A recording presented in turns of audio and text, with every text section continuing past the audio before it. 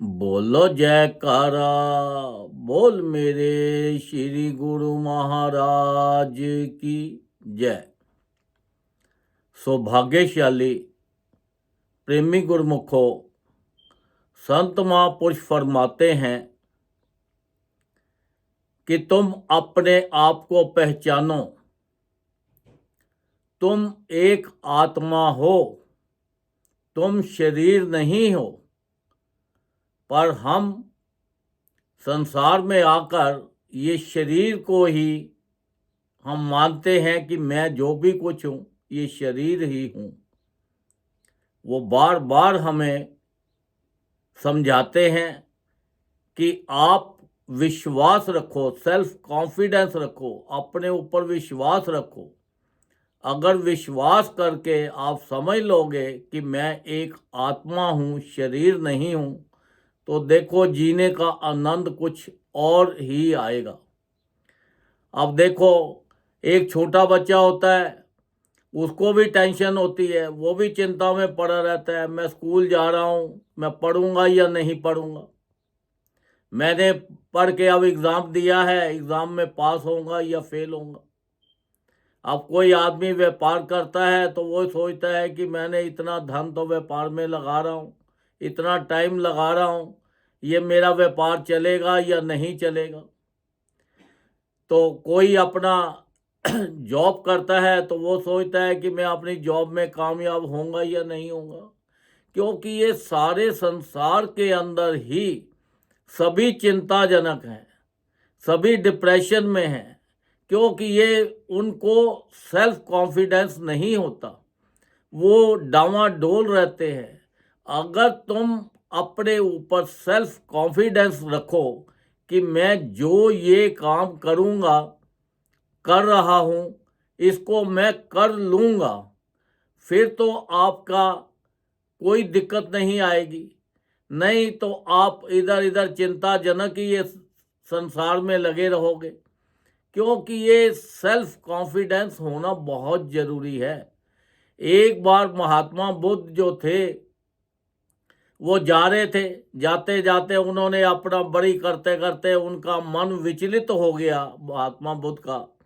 तो वो कहने लगे कि पता नहीं कि मैं मंजिल तक पहुंच पाऊंगा, नहीं पहुंच पाऊंगा, क्या करूंगा, चलो वापस चलते हैं, ये कठोर तपस्या मेरे से नहीं हो पाएगी, वापस चलते हैं घर को।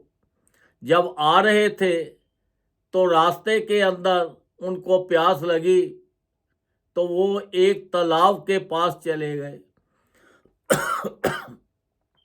जब तालाब के पास गए, वहां से जल ग्रहण किया और बैठे थे, देख रहे सामने एक लोमड़ी है। वो जो लोमड़ी है अपनी पूंछ के साथ पानी तालाब से निकालती है और बाहर झाड़ देती है।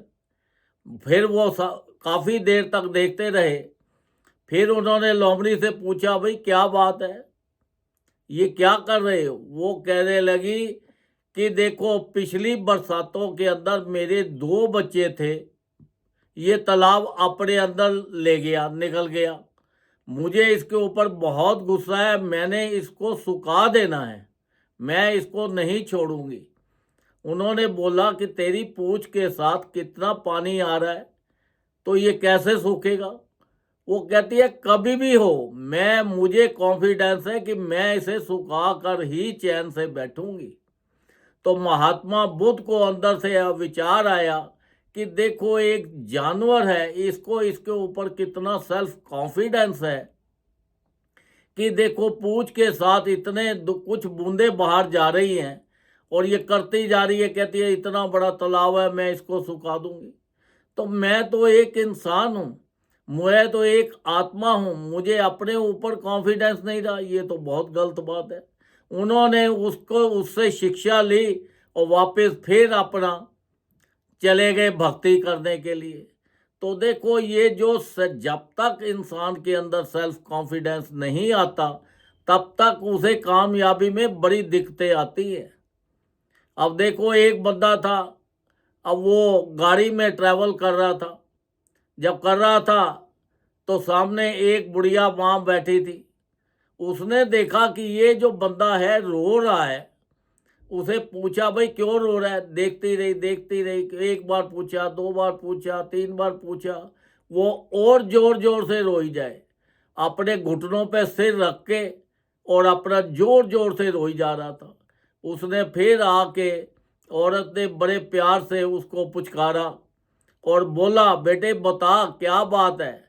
तू मुझे अपनी माँ ही समझ, मैं तेरा जो भी दुख है वो निवारण करूंगी, करने की कोशिश करूंगी। तू रो क्यों रहा है? वो और जोर जोर से रोने लग गया उसको देख के।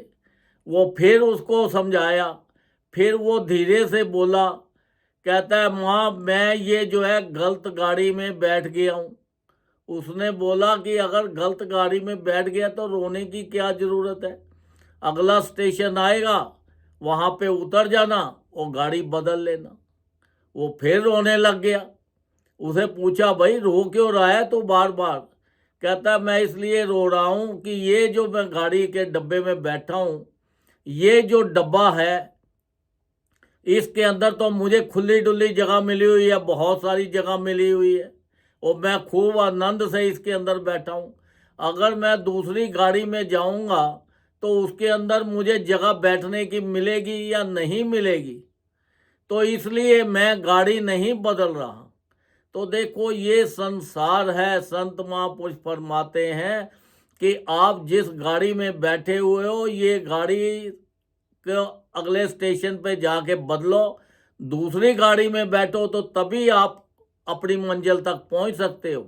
क्योंकि हम तो ये सांसारिक चीज़ों में फंसे पड़े हैं, अपने परिवार में हैं, बिजनेस में हैं और सांसारिक चीज़ों पदार्थों में फंसे हुए हैं। ये जो पदार्थ है ये हमें मंजिल तक नहीं पहुँचाएंगे, ये हमें यहीं के यहीं पे रह जाएंगे। हम फिर 84 लाख योनि में फंस जाएंगे और हम अपना दुखों के साथ ही ये संसार में अपना बिता देंगे। क्योंकि यह मनुष्य शरीर हमें बड़े कम समय के लिए मिला हुआ है। संत महापुरुष तो बार बार फरमाते हैं कि आप गलत रास्ते पे जा रहे हो, आप गलत रास्ते पे जा रहे हो, आप अपने आप का ट्रैक चेंज करो। जब अगर हम अपने ये संसार के अंदर अपना कोई भी जो काम है, अगर हम उसको सेल्फ कॉन्फिडेंस से करते हैं तो देखो हम उसमें कितने कामयाब हो जाते हैं। तो ऐसे ही हम एक आत्मा हैं, हम शरीर नहीं हैं। हम अपने आप को शरीर समझकर और ये संसार में फंसाया हुआ है कि देखो आज हम कितने खूबसूरत लग रहे हैं, कितनी हमारी पर्सनैलिटी है, क्या ये हमेशा रहेगी? नहीं रहेगी। आज हमारे पास धन नहीं है तो क्या हम सारी जिंदगी ऐसे ही बैठे रहेंगे? नहीं, कल को धन भी आएगा। अगर धन बहुत है तो ये जाएगा भी, क्योंकि ये सब चीज़ें जो हैं ये स्थायी नहीं है, अस्थायी हैं। ये रहने वाली कोई भी चीज़ नहीं है। देखो बचपन के अंदर हमने जन्म लिया, बड़े हुए, बड़े होके हमने खूब पढ़ाई लिखाई की, व्यापार किया, धन कमाया। उसके बाद क्या हुआ? वो धन सब कुछ हम यही छोड़ के चले गए। एक आदमी संत महापुरुषों के पास गया और जाके फरमाने लगा, कहने लगा संत महापुरुषों को, महाराज मैं जाने से पहले मेरा इतनी मेरे ऊपर कृपा करो कि जाने से पहले मेरा 100 करोड़ बन जाए। उन्होंने बोला 100 करोड़ क्या करके करेगा, तेरे पास तो अभी से बहुत धन है। तो वो कहने लगा, नहीं, मैं ये चाहता हूँ जब मैं मरूँ तो कम से कम मैं पीछे 100 करोड़ तो छोड़ के जाऊँ। देखो कैसे कैसे विचार हैं। ऐसा नहीं कि मैं अपने जीवन को संभालूं, ये जीवन जो है कितनी मुश्किल से हमें मिला है। हमें ये चिंता है कि हम मरने के बाद इतना पैसा अपने बंधुओं के लिए छोड़ के जाए। तो देखो उसने कितने, इतना धन कमाने के लिए कितनी मेहनत करनी पड़ती है, इसमें पाप भी होते हैं, झूठ भी बोलना पड़ता है, कई काम करते हैं। ये सब चीज़ों का जो बोझ है हम अपने साथ लेके जाएंगे और जा रहे हैं, तो ये बोझों से हम बचें। जितना हमें परमात्मा ने दिया है हमारे भाग्य में है, हमें उसी में संतुष्ट रहना चाहिए। और अपना विश्वास करके हमें ये सोच लेना चाहिए कि देखो हम शरीर नहीं है, हम एक आत्मा है। हमें ज़्यादा से ज़्यादा भजन करना है, जो संत महापुरुषों ने नाम दिया है, नाम जपना है और संसारिक काम भी करते रहना है, क्योंकि ये संसार के अंदर रहने के लिए, जीने के लिए, भजन करने के लिए ये शरीर का होना भी बहुत ज़रूरी है। शरीर तंदुरुस्त होना भी बहुत ज़रूरी है। ये शरीर का भी हम ख्याल करें। संत महापुरुषों ने तो हमारे ऊपर इतनी अपार कृपा करके हमारे लिए 5 नियम बना दिए हैं, श्री आरती, पूजा, सत्संग, सेवा, सिमरन और ध्यान।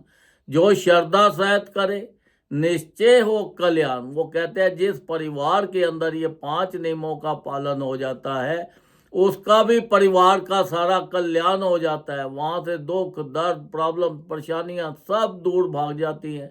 वहाँ पे संसार की सारी खुशियाँ आ जाती हैं, वहाँ पे परलोक की भी सारी खुशियाँ आ जाती हैं।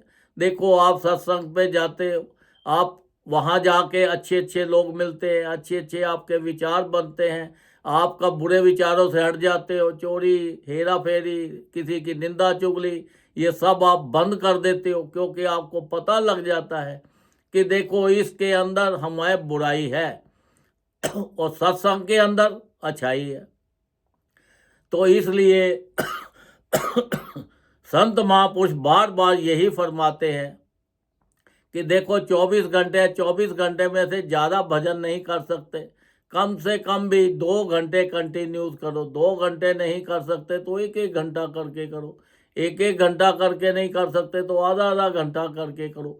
भजन जरूर करो। अगर आपका शरीर तंदुरुस्त नहीं है तो लेट के करो, बैठ के करो, खड़े होके करो, ट्रैवल में करो, कहीं पे भी हो। भजन का कोई समय और कोई स्थान नहीं होता। हम ये एक पक्का विश्वास करके, सेल्फ कॉन्फिडेंस करके, अपने ऊपर पक्का विश्वास बना के ये सोच लें कि हम शरीर नहीं हैं। क्योंकि तभी यहाँ पे जितने भी संसार में आप लोग देखोगे सब डिप्रेशन में है। डिप्रेशन किसे कहते हैं? डिप्रेशन होता है जिसको चिंता होती है। हम सत्संग में तो बैठे होते हैं पर हमें चिंता कहीं और की लगी होती है। हम अपना काम भी करते होते हैं, बिजनेस भी करते होते हैं, तो उसके अंदर भी हमें चिंता किसी और चीज़ की लगी होती है। कोई ट्रैवल करते होते हैं तो उसके अंदर भी हम कुछ और का और ही सोचते हैं। कहीं पे भी बैठे हो, कुछ भी करते हो, हर इंसान को कोई ना कोई चिंता जरूर लगी हुई है। तो इसलिए अपना एक जो संत महापुरुषों ने नाम दिया है, हमें ज़्यादा से ज़्यादा नाम जपना है और अपने आप को पहचानना है। ये जो शब्द हमें मिला है ये उस सूरज से मिलाना है जो आत्मा, जिसे हम आत्मा कहते हैं, वो सूरज से मिलाना है, ताकि उसकी जो खुराक है, आत्मा की खुराक एक भजन है। जितना ज़्यादा भजन करेंगे उतनी वो स्ट्रांग होती चली जाएगी। क्योंकि आत्मा एक ऐसी है, ना तो इसको जला सकते हो, ना ये पानी में डूब सकती है, ना ही इसको कुछ हो सकता है, ना ये मरती है, ना ये जन्म लेती है। ये तो बार बार हमें अपने कर्मों के मुताबिक, जैसे हमने कर्म किए हुए हैं वो कर्मों के मुताबिक हमें शरीर मिलता है। कभी मनुष्य का मिल गया जब बड़ी अपार कृपा हुई भगवान की, नहीं तो जानवर का, पशु का, पक्षी का, किसी का भी हमें अपने कर्मों के मुताबिक मिलता है। तो इसलिए ये शरीर हमें बड़ी मुश्किल से मिला है। ये शरीर के अंदर आके हम ज़्यादा से ज़्यादा भजन करके अपना लोक भी सुखी करें और अपना परलोक भी सुखी करें। जिस काम के लिए हमें ये शरीर मिला है वो शरीर से ज़्यादा भजन करके अपना लोक और परलोक दोनों सुखी करें। बोलो जयकारा, बोल मेरे श्री गुरु महाराज की जय।